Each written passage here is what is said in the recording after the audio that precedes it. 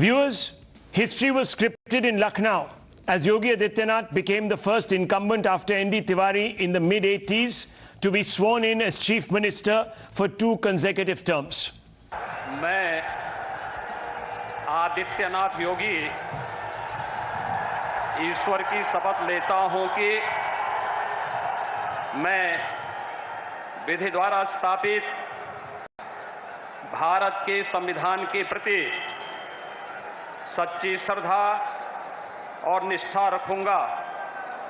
मैं भारत की प्रभुता और अखंडता अक्षुण्ण रखूंगा। मैं उत्तर प्रदेश राज्य के मुख्यमंत्री के रूप में अपने कर्तव्यों का श्रद्धापूर्वक और शुद्ध अंतःकरण से निर्वहन करूंगा तथा मैं भय या पक्षपात, अनुराग या द्वेष के बिना सभी प्रकार के लोगों के प्रति संविधान और विधि के अनुसार न्याय करूंगा।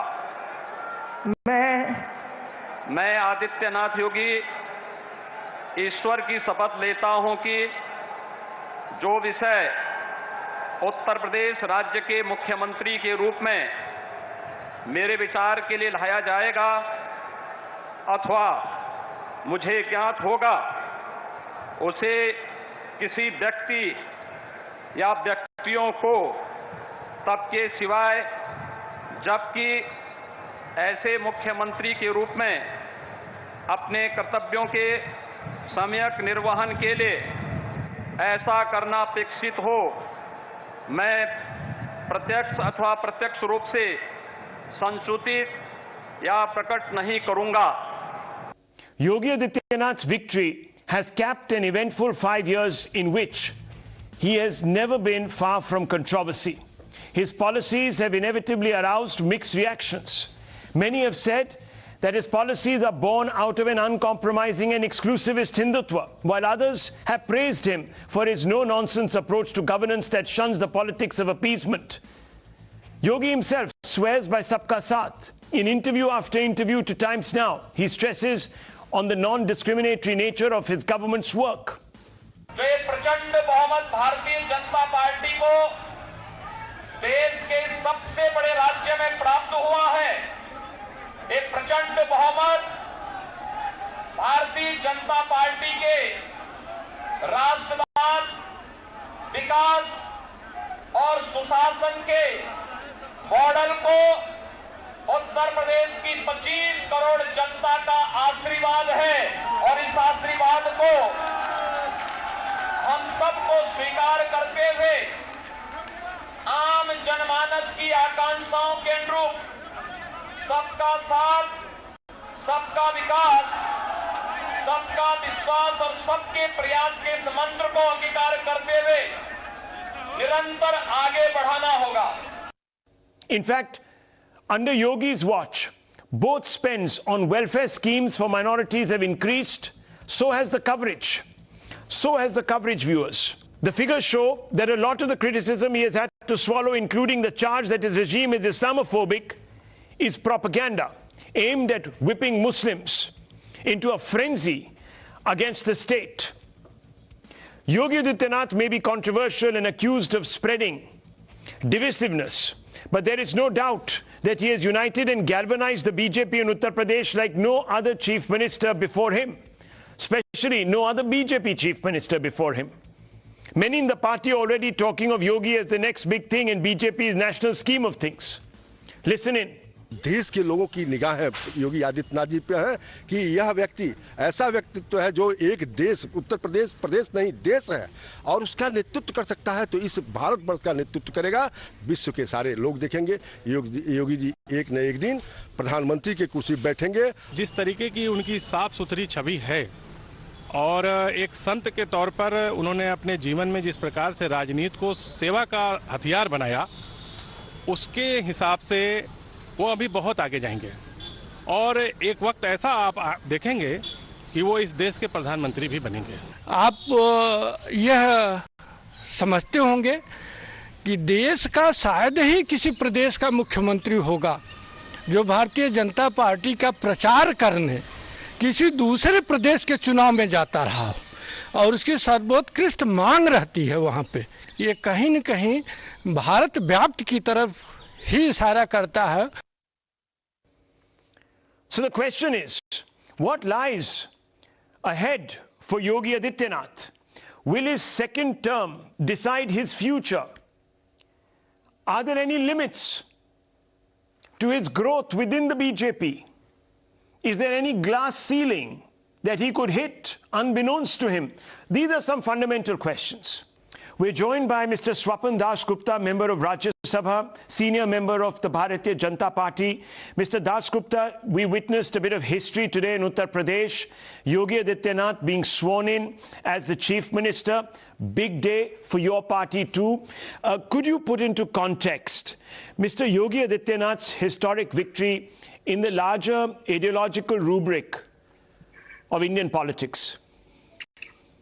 Well, I think, if you really look back when Yogi was appointed as the chief minister of Uttar Pradesh in 2017 for the first time, the choice may have seemed rather surprising because Yogi had an image at that time as being rather aggressive, rather belligerent, and moreover, someone whose appeal was confined to eastern Uttar Pradesh, particularly the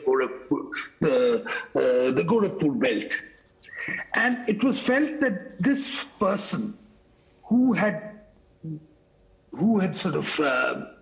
political accomplishments were mainly agitational, how is he going to fit into the role of governance? Now, I think Yogi has surprised everyone. He surprised the party, he surprised his own followers by becoming a very, very astute administrator, a person who carried out his political functions, but on top of that, managed to turn Uttar Pradesh in a way so that in the 2022 assembly elections, good governance became a facet, one facet, I'm not saying it was the entire thing, but an important facet of the appeal which led to his re-election. And I think what is very important is to realize is that, for a person who was known for a rather religious sort of politics, for him to move into that space was an enormous accomplishment.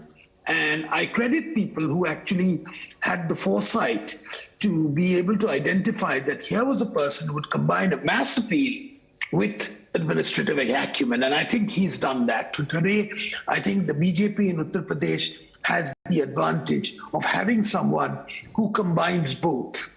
He has a mass appeal distinctive to UP as well as is regarded as a very competent administrator. It's very interesting that you should have referred to his transformation. I want to pick on that a little bit. He was described as this lightning rod for a reactive, exclusivist Hindutva. A monk who wore his religious identity clearly on his sleeve, who didn't fit in with the secular character of the Indian Constitution. Would you still continue to describe him as an individual who is slightly outside the pale of the secular, broad secular outlook of the Constitution, or would you say that there is no way now that anyone can sort of say that he is above and beyond the constitutional sort of? Well, I disagree with the basic assumption which you're making, that Yogi was outside the constitutional pale.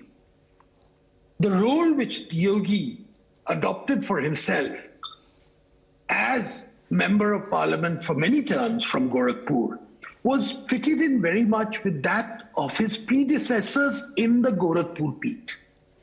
Mahant Adityanath, who was his immediate predecessor. Prior to that, Mahant Digvijayanath, who was also, and all of them had been active in politics. They were all MPs at some point or the other. In fact, Digvijayanath was the final, in 1967, he was last MP for the Hindu Mahasabha. So, and Mahant Adityanath was a stalwart of the Ram Janmabhoomi movement. Now, Yogi came in as taking that legacy on board. On top of that, he has added something else. And I think that's really his achievement. There is that legacy, and I think it's an important legacy.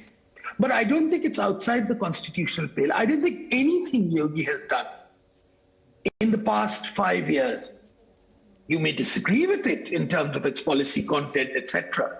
But anything can be said to be extra constitutional or disband. It is not.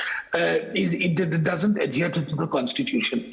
Yes, it can be said that many secularists are naturally wary of a person who still wears a saffron robe, just as they were wary of Uma Bharti in Madhya Pradesh. And but Yogi, I think, today has managed to straddle both worlds. He straddles the world of the traditional Gorakhnath Peeth, as well as the world of constitutional, administrative, normal politics, which we know it to be. The politics of development, the politics of welfarism, all that is now incorporated within him. Well, a certain lobby of intellectuals and the new wokery, as I like to refer to them as, continuously draw attention to Yogi Adityanath's coarse language, communal rhetoric, etc. Even when he has been chief minister, the 80-20 remark, for example, became this big talking point just before the campaign really unfolded. How do you address this sort of reservation?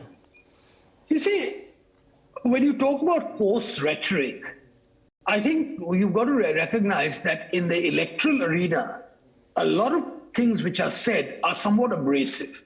It's not something which you and I would say in the studio, but it's the method of communication, and some people can excel in it, some people are not terribly good at it.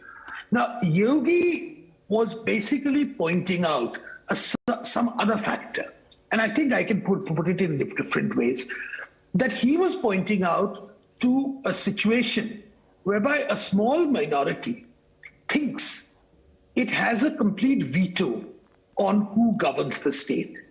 And he was trying to contest that idea. Now, the manner in which I've said it, you're not going to find it very objectionable. You're going to say, look, you're making a political statement. But Yogi puts it as an 80-20 issue. The implication is exactly the same, but the manner of articulation differs. And Yogi, as someone who was in the forefront of quite agitational politics in Eastern UP, is quite good at that. But I think, by and large, if you separate the rhetoric of elections from the normal process of governance, you'll find that Yogi is, you might find him coarse, but I think he's perfectly acceptable. And just look at the number of interviews which he's done in the media, on television, while serving as chief minister and during his first term. And I think most people were surprised at his command over details, his administrative, acumen in this trade, so his perspectives on larger national issues. So maybe people should not judge everybody by the type of language they are familiar with. And it's very easy to often debunk people for their background and say, this man doesn't really fit the bill. I don't think. And I think electorally, Yogi has shown that he's given a boost to the BJP through his personality as well. I mean, there was Modi's personality and there was Yogi. So this Modi-Yogi combination worked rather well in UP. Let me ask you, the BJP is a cadre-based party. A large number of its top-rung leaders emerge from the RSS framework. Now, Yogi is not typically of that. He didn't come from the RSS stable, so to speak. Does that put him at odds? Where does that put him in the larger saffron parivar fold, so to speak? Well, the BJP has been expanding exponentially for many years now, for many decades actually. So the idea that the BJP is an extension counter of the RSS is probably overstatement. I think the BJP has within its fold people who come from very different traditions as well, which may not be inimical to the RSS, but they are not necessarily a carbon copy of the RSS. So they have their different perspectives on issues such as Hindutva and about nationalism and about what the priorities are. And Yogi represents one particular strand. Now, today, I think it would be wrong to suggest that the entire politics of the BJP is remote controlled in some way from Nagpur. It cannot be. A mass party of this nature cannot, by definition. Certainly, I think it would be wrong for me to deny that the RSS constitutes a very important input into the decision-making of the BJP. But it is not the be-all and end-all of everything. The RSS is a very important part of it. And I think a lot of people who have RSS backgrounds are in the fulfill leadership roles. But even this is a comment which was even made of Narendra Modi, even when he was Chief Minister of Gujarat, that he was a pracharak of the RSS, but yet he seemed to have ideas of his own, which they didn't always correspond with that of local units of the RSS. And I think that's the case with Yogi as well. So you're suggesting that there is no real glass ceiling for Yogi conceivably within the BJP. He could sort of ascend to... Of course he can. Look, take the case of Narendra Modi. In 2010-11, he was Chief Minister of Gujarat. Yes, but there was always a perception in certain people that just because he's not terribly in the good books of the RSS, I mean, this was the whisper at that time, that, they're going to stop him. They're not going to really take him seriously. They'll just make sure he's just limited to Gujarat. It's not that at all. Ultimately, a political party works as a political party. The RSS certainly has its own compulsions. And the RSS is an important input into the BJP. But a political party takes decisions on the strength of political calculations.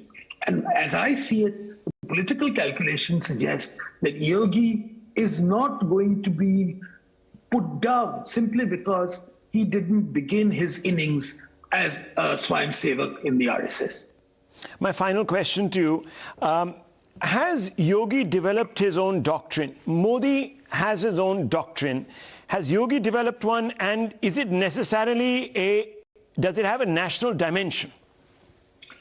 Well, Uttar Pradesh is a very large state, and Yogi has, he certainly appeared as a no-nonsense person, the bulldozer being the symbol of that, a very sort of unlikely symbol, but anyway, it became a symbol of that in the election, and it was well accepted. This no-nonsense attitude of doing what is necessary to be done, regardless of what the political fallout may be.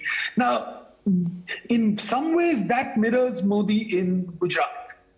Now, whether Modi's pan-India approach was something which evolved in the course of 2013, 2014. Prior to that, it was basically Garvi Gujarat and things like that. Now, Yogi is so far his arena of operations, his political operations are confined to the state of Uttar Pradesh. Now, no doubt Uttar Pradesh has an enormous and a disproportionate impact, influence on the politics of the country. But as of now, I'd say, let's put it this way.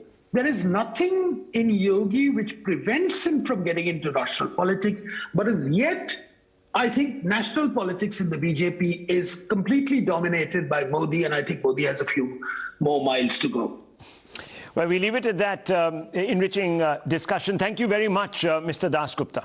Let's throw this open, viewers, to a wider panel this evening.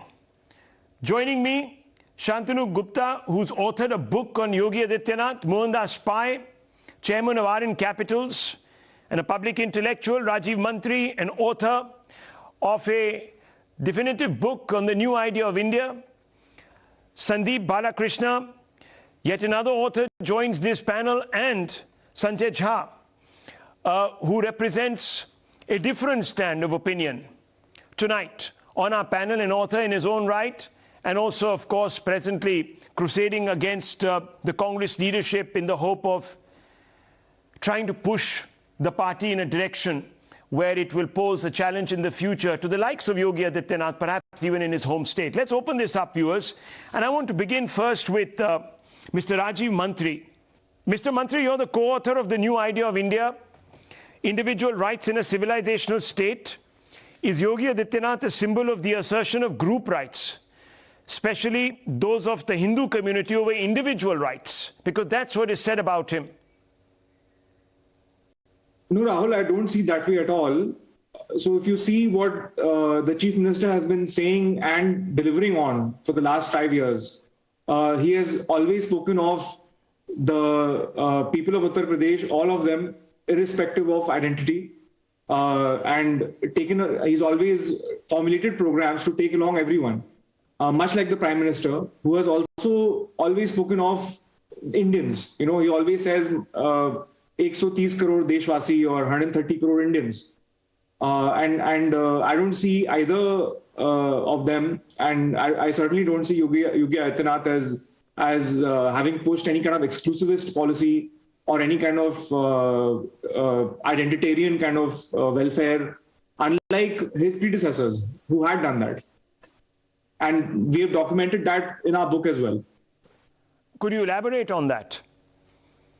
So multiple governments in India, whether it was the union government under Dr. Manmohan Singh, whether it was different state governments under mostly the Congress party and some of the other regional parties, they have actually created welfare schemes targeted to the religious identity of an individual.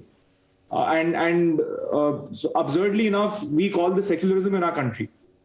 And this obviously is not secularism. Secularism actually means that the state should not consider an individual's religion when interfacing with them.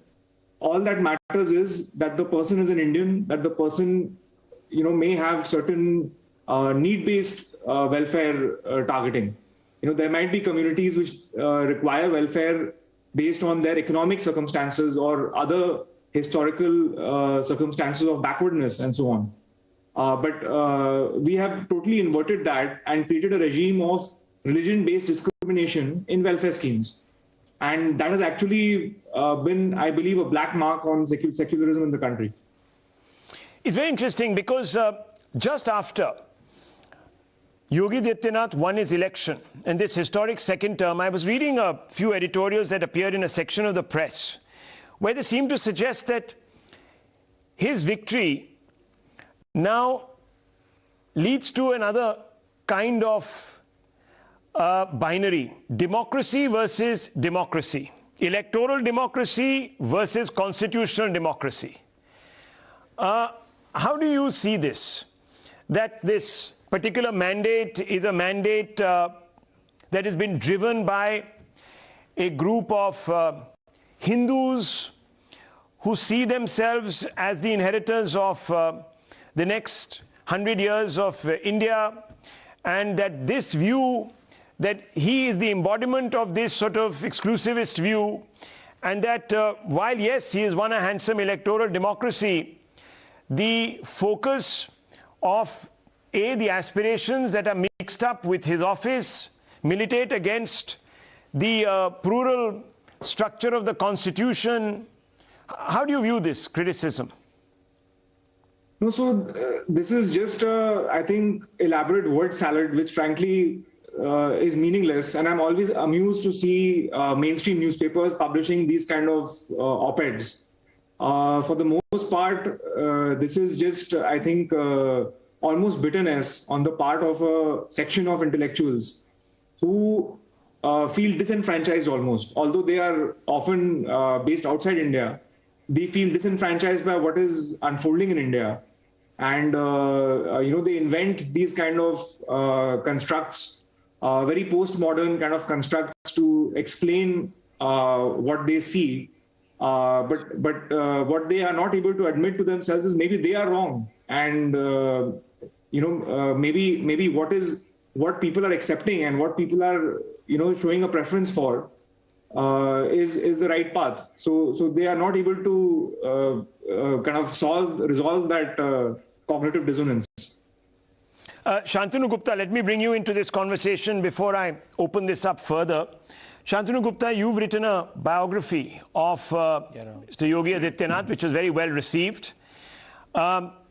You trace his evolution from being a monk to being the holder of a constitutional office. Has office of Chief Minister transformed Yogi Adityanath's outlook on even what constitutes, for example, inclusivity?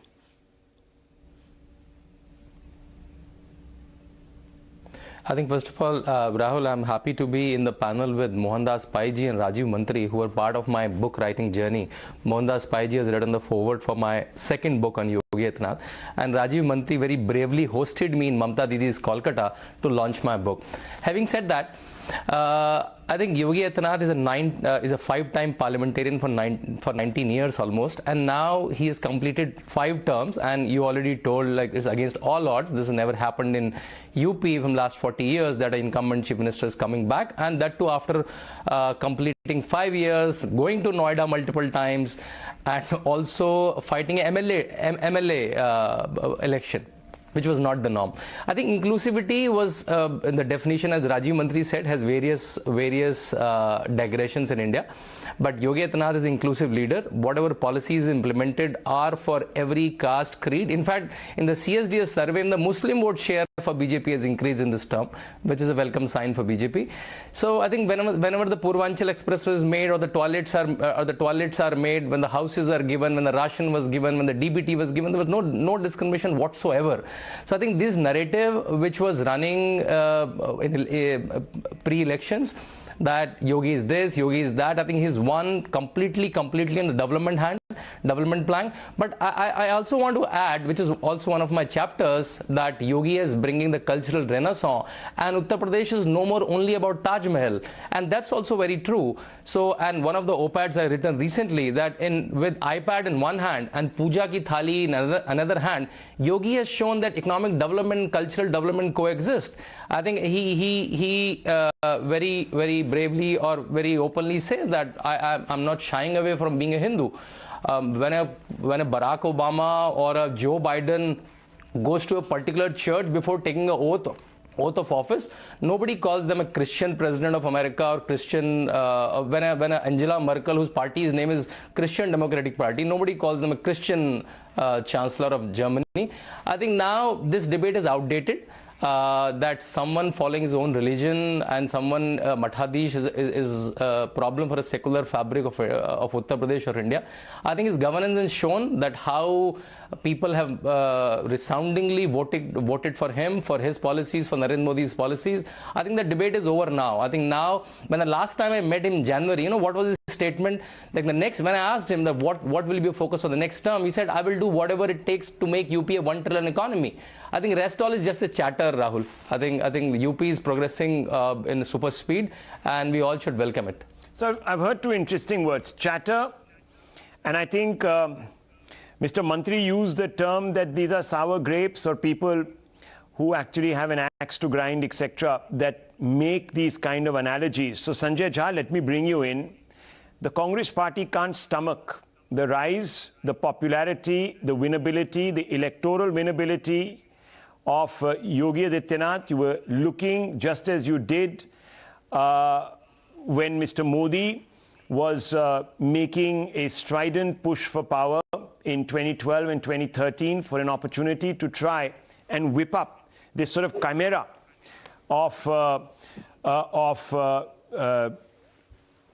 saffron, if one would want to call it that, saffron assertion. Well, Rahul, first and foremost, There is no denying that the BJP has had an outstanding victory in the recent state elections, particularly in Uttar Pradesh.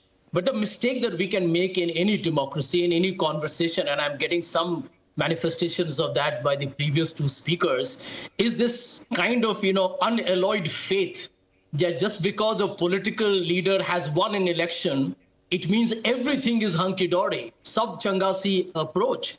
If you heard them, and Mr. Mantri, I haven't read his book, The New Idea of India, makes a very, in my opinion, a disingenuous acquisition when he says that the previous governments were playing to the gallery of minority vote bank and welfarism. The Congress has governed this country for 54 of the 74 years. It's won 10 of the 17 general elections. He insults the intelligence of the voter who he believes voted for the Congress, although the Congress was playing vote bank with welfare subsidies. I think it's an outrageous charge, and I will put it on record. Whether it's Manrega, which now Mr. Modi tom-toms, whether it's the right to food security, the right to education, whether it was FDI and multi-brand retail, whether it was RTI itself, where is any element of preferential politics being played? I mean, these are like, wild, absolutely unfounded, preposterous statements. Now, he will pick up and tell you the Hajj pilgrimage, but that is a historical thing that was done because there was a subsidy given for those who could not afford to go for the annual pilgrimage, which, by the way, has since been stopped. So we can argue about that later when we can probably debate on your show. But the point, Rahul, that cannot be denied, that while Mr. Adityanath has won the election in Uttar Pradesh, the concerns over the sectarian politics, the concern over the aggressive communalization is a reality. And let me give you one example of that.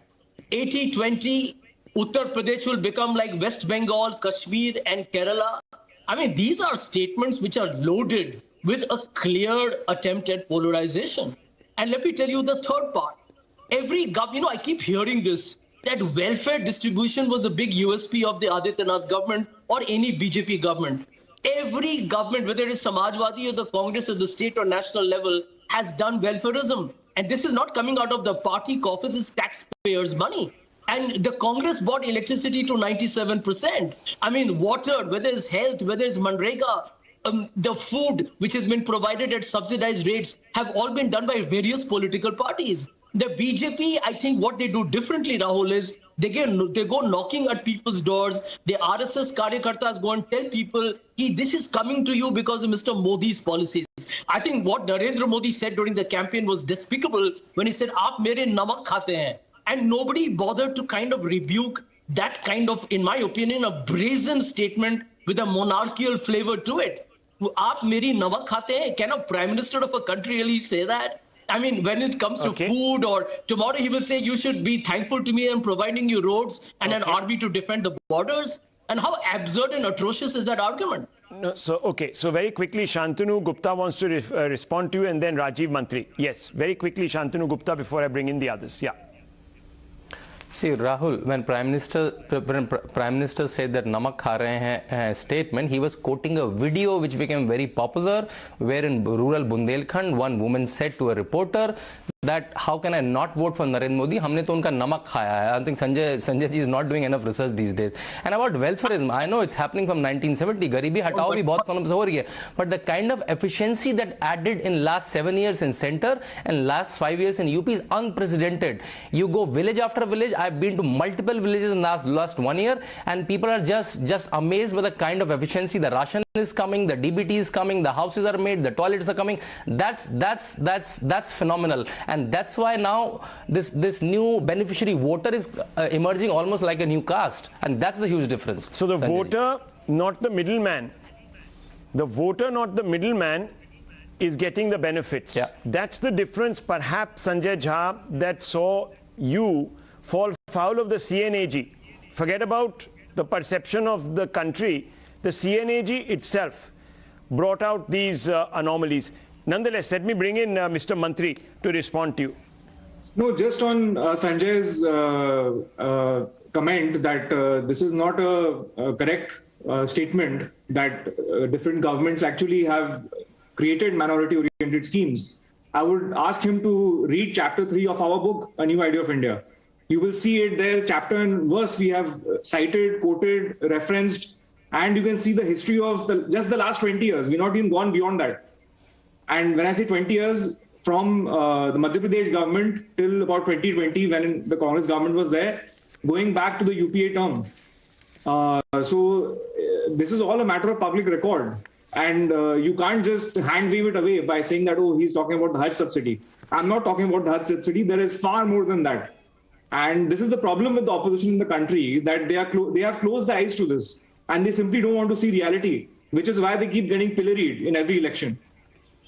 Okay. Let me now just broaden the canvas. I'll come back to you, Sanjay Jha. We'll pick up the thread again. No problems. Just read the chapter 3 of the book, Sanjay. You'll see what I'm talking about. Actually, Mr. Mantri, one second. Could not name a single scheme on your show. No, sir, I don't want to take the discussion in that direction. I'm more interested in talking about the economic work Sanjay of the Jha, I've read the book. government. I've read the book. It is a very, very, very illuminating compendium, especially chapter 3, on exactly how the opposition played this sort of selective welfareism game. So do read it. I don't want to sidetrack this particular discussion by quoting out of it, but I just want to go back to the real subject, because we are really looking at Yogi Adityanath, his phenomenal success, the fact that he's a rising star, and what actually could augur for the future. So, Mohandas Pai, let me come to you. I want to ask you a straightforward question. Is Yogi Adityanath's second term the key to him assuming a national role? Will it unlock for him a greater role at the national level? Rahul, I would be very happy if Yogi stays in UP for the next 10 years and transforms UP. Look at the data. Our GDP as a country is around 1,50,000 rupees per head. UP is just 79,000. UP makes up 17% of India and is a poor state, even though in the last 5 years it's done very well. If for the next 10 years, Yogi is able to take up UP's per capita GDP to the national average, he would have transformed this country. The biggest benefit of having Yogi as a CM of UP is to transform UP. Because UP is a very large state, 222 crore or 23 crore people, and is able to do the work that's fantastic. The people of India are very wise.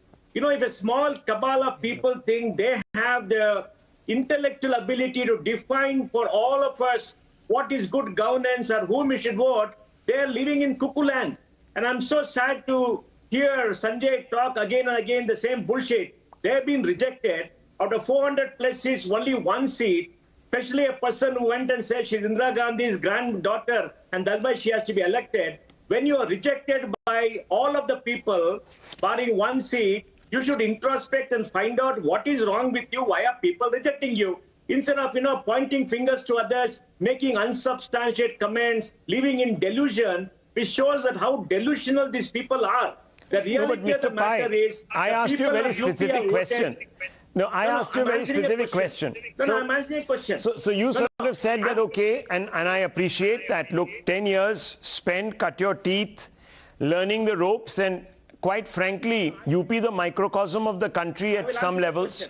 But is there since there are so many people today within the BJP who are looking towards Yogi Adityanath, he was also the keynote speaker at a very influential forum within the Bharatiya Janata Party. He is deployed as a key campaigner across states. In fact, he's the most in-demand leader. So I'm asking you, Mr. Pai, are we going to see Yogi Adityanath transcend Uttar Pradesh and assume a larger national role? And can he emerge as a consensus candidate for that national role? Well, my view is Yogi is certainly a national figure. He's the chief minister of the largest state of India. He's won an overwhelming majority of the seats in that state. Now, is he going to be the next prime minister of India? My opinion is that the party will be better off if he runs UP for the next 10 years and somebody else becomes prime minister. Because if a party has been in power in India, you need to have a substantial stake in UP. And UP, possibly in the next election or the years after that, could have many more seats if the delimitation exercise carries on. So certainly a national figure. certainly a contender for the next Prime Minister after Prime Minister Modi steps down, as he has said. But my personal view is the party will be, any party will be better off if he runs UP for the next 10 years rather than takes a national seat. It's interesting because, viewers, of course, you heard Mr. Swapan Das Gupta before I opened this up to the panel, and he was of the view that the Prime Minister himself is going nowhere. He's got a considerable amount of time still left to shape the vision for a new India, and he's committed to it. So it might be a bit premature, but it's always fun to crystal gaze, and therefore I want to open this up also to Sandeep Balakrishna. Mr. Balakrishna, thank you for being so patient, and I want to take up this conversation with you. I'd asked this question of Mr. Das Gupta. I'd said that most of the prominent leaders of the BJP came from the RSS stable. Yogi Adityanath doesn't. Does that in any way limit his growth within the BJP at the national level? Or is there really no glass ceiling, and that the BJP itself has now undergone such a transformation that you don't necessarily have to come from the RSS cradle to lead the party? Okay. Thank you, first of all, Rahul. Happy to be on this show, and thanks to all my co-panelists. Very interesting. It's a fantastic question, actually, Rahul, that you asked. Is it mandatory for BJP leaders to necessarily come from the RSS background? If you have, all of us are aware on this panel about how the trajectory of the BJP, largely speaking, that it is a mixture of where how people get into the BJP and rise up the ranks. So whether it is the whether the particular leader has an RSS background or ABVP background, I don't think it matters that much in the overall reckoning, as much as a particular leader, whoever she is or he is committed to the BJP's core ideology, shows a certain sense of gravitas, and largely abides by the core values of the BJP. So from that sense, Yogi Adityanath has been a Mahant. So if he's only a chief minister, holds a constitutional post over the last 5-6 years, but even then he's a Mahant, meaning he has ingested what the BJP frames or the RSS frames as a larger Hindu narrative, or the Sanatana or the Indian civilizational narrative. So I don't see any barrier or some kind of what you call impediment, so to say, regarding his non-RSS background, because frankly speaking, if there is one unabashed, unapologetic leader who also got into a spiritual person who actually occupied a political office, it has to be unquestionably Yogi Adityanath himself.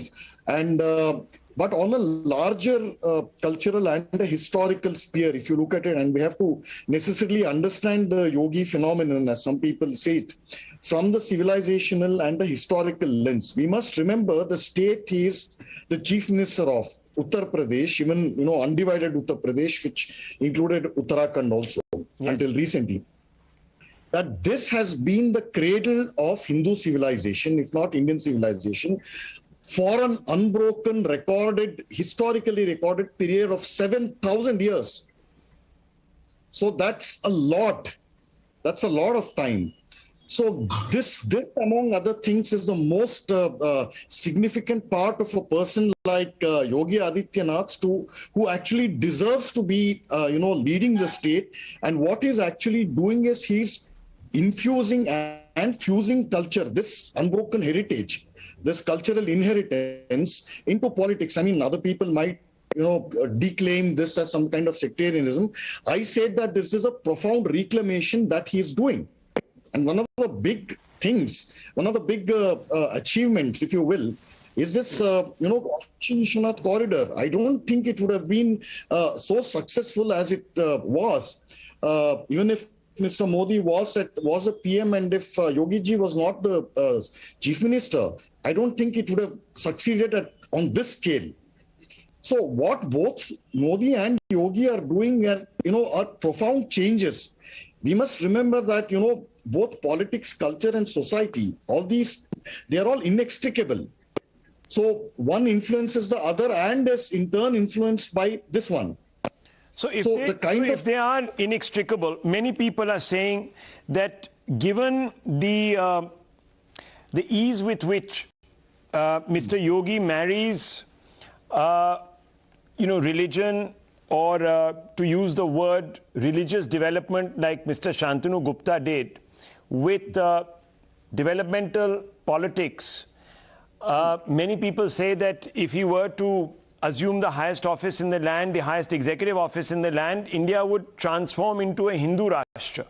How do you respond to that, Mr. Balakrishna? And I'll come right out, Mr. Pai, right after to that. Yes. Why is Hindu Rashtra something to be feared or to be demonized? I don't understand. In fact, if India is a Hindu Rashtra, I think that is the safest thing, and it is something that will show a beacon of illumination to the rest of the world on how to be cultured and how to be truly spiritual in the real sense of the word. Why is it inherently bad? Why is it an evil? So you're saying Hinduness should be seen not as a way of life, but as a view on life. And it is a philosophy that can infuse governance with a morality that is perhaps lacking at this moment. That's what you're saying. You're saying that stop looking at it from the narrow prism of the Semitic faiths, the Abrahamic faiths. Absolutely. Okay. Yeah, one second. Let me bring in Mr. Pai on this. Mr. Pai. Rahul. Yes. Rahul, I find this Hindu Rashtra argument very specious for a very simple reason. 80% of the people of this country profess the Hindu faith. The UK calls itself a Christian country with Christian values. David Cameron is on record. The Queen is the head of the church. You know what happens in their legislature. In Europe, Germans call themselves a Christian country. The US is a Christian country, but they're all secular democratic republics. So we must make a distinction between a nation and a country. We are a secular democratic republic under law with a constitution which clearly says everybody has a right to religion and the state will not interfere in religion. That is the construct of a state. So as a state, we are secular. But as a nation, we have 80% of people. So I don't understand what is this silly argument they make. Oh, if Yogi comes, we are a Hindu Rashtra, we'll be this. I don't understand. And then our constitutional rights and the right to freedom is a part of the basic structure of the Constitution, which cannot be amended by Parliament. That is the Supreme Court decision, the Keshavananda Bharati case.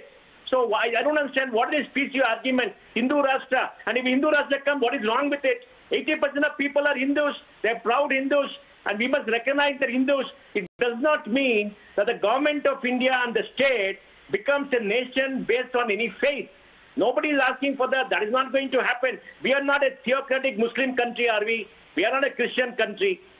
Please let us not get into specious argument about a Hindu Rashtra, this and that. We are a country with 80% Hindus.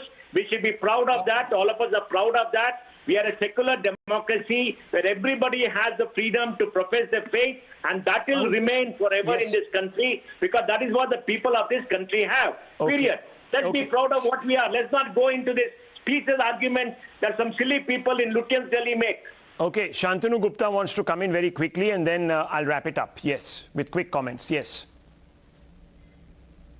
Rahul, I just wanted to add that a lot of people say that India is inclusive because of constitution, but a lot of values of constitution are derived from the Hindu base of this country. When Jews came to India, there was no Indian constitution. When Parsis came to India, there was no Indian constitution, and they all assimilated. Even all the people who came as attackers, they're part of our country and they're thriving.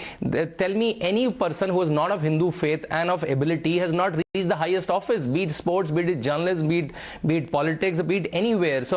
So I think now we should, as Mohandas ji said, we should stop this stupid debate of Hindu Rashtra and making a bogey out of it, right? Okay. I think that'll be the best thing for the humanity to happen if that happens. Mr. Balakrishna, yes. 20 seconds. I mean, I just take a couple of points on this, all this secular and this Hindu Rashtra thing.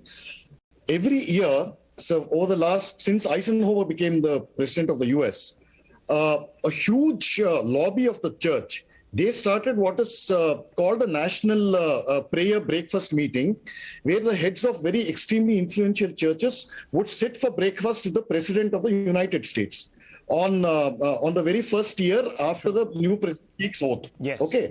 Yes. Imagine something like that happening, where the heads of various Hindu institutions or mathas and other things sit with breakfast with either the President of India or Mr. Modi or the Prime Minister.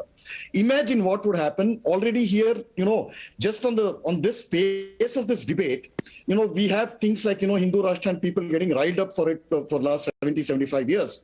Imagine if something like this happens in reality. Well, so, I completely understand where you're coming from on this. Of course, the last word hasn't been said on a debate of this nature, viewers.